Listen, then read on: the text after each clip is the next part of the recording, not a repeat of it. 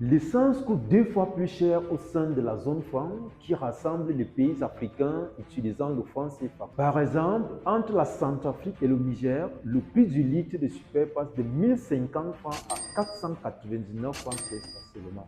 Ces écarts sont liés aux cours internationaux, à la logistique interne et à l'arbitrage des États qui ajustent fiscalité, subventions et marge de raffinage selon les contraintes budgétaires, l'impact social sur les ménages et surtout la pression des bailleurs tels que le Fonds monétaire international.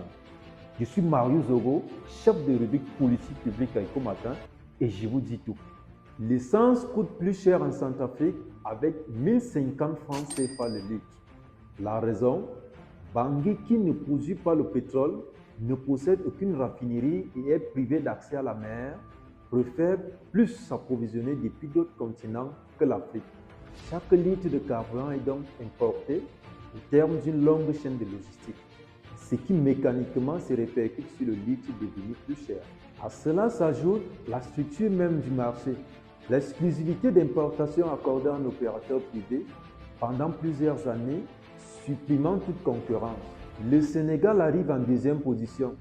Troisième pays le plus coûteux, la Côte d'Ivoire, avec 905 francs CFA. Pourtant, Abidjan produit son propre pétrole et dispose de sa société de raffinage, la CIR, qui traite 68 000 barils de brut par jour. Suivent la Guinée-Bissau, le Mali, le Burkina Faso et le Cameroun, tous autour de 800 francs CFA le litre.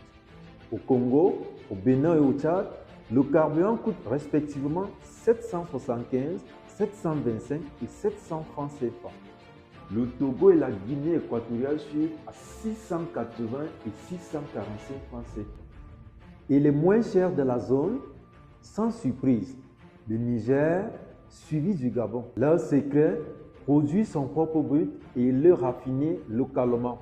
Niamey transforme son pétrole à la raffinerie des Zender avec une volonté de préserver un marché domestique à très bas coût. Le Gabon, lui, s'appuie sur sa raffinerie locale, la Sogara, qui ne transforme à peine que 30% du carburant consommé dans le pays. De plus, Libreville importe beaucoup et subventionne également les prix à la pompe entre 80 et 100 milliards de francs CFA par an.